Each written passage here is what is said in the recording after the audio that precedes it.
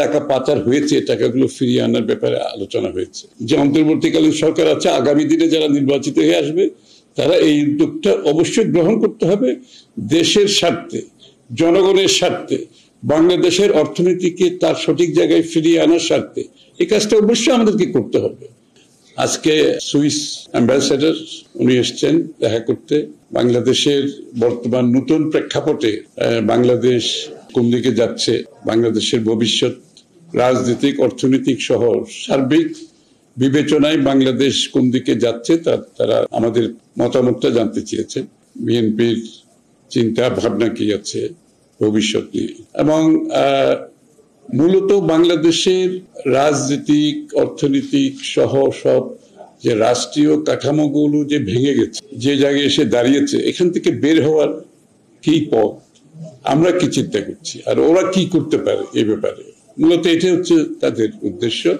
আর যে প্রতিষ্ঠানগুলো দেশ পরিচালনার জন্য ব্যবহার হয় সেটা সাংবিধানিক প্রতিষ্ঠান কিংবা সংবিধানের বাইরে যে প্রতিষ্ঠানগুলো আছে এগুলো যে একেবারে ভেঙে গেছে এবং একটি খুব খারাপ অবস্থায় আছে, এগুলোকে আমরা রেস্টোর কিভাবে করতে পারি সেখানে আমরা আলোচনা করেছি যে প্রত্যেকটি ইনস্টিটিউশন যেগুলো আর্থিক খাত বলেন, রাজনৈতিক বলেন,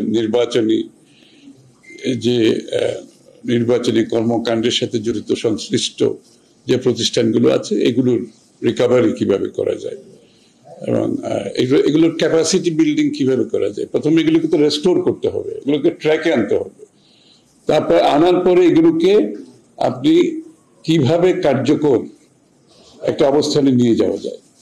তো তারা তাদের পক্ষ থেকে সহযোগিতার আশ্বাস দিয়েছে যে রাষ্ট্রীয় প্রতিষ্ঠান, বিশেষ করে অর্থনৈতিক, রাজনৈতিক এবং সাংবিধানিক যে প্রতিষ্ঠানগুলো আছে এগুলোকে ক্যাপাসিটি বিল্ডিং করার জন্য তারা তাদের সহযোগিতার কথা বলেছে।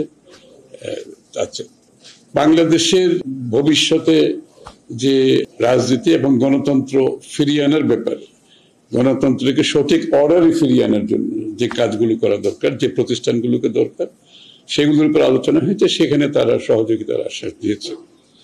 আর সবচেয়ে বড় বিষয় হচ্ছে বাংলাদেশ থেকে যে $100 বিলিয়ন উপরে পাচার হয়েছে। বাংলাদেশের আজকে অর্থনৈতিক অবস্থা, যেখানে রিজার্ভের অবস্থা কোথায় দাঁড়িয়েছে আমরা সবাই জানি, একটা কঠিন অবস্থার মধ্যে দেশ পার করছে।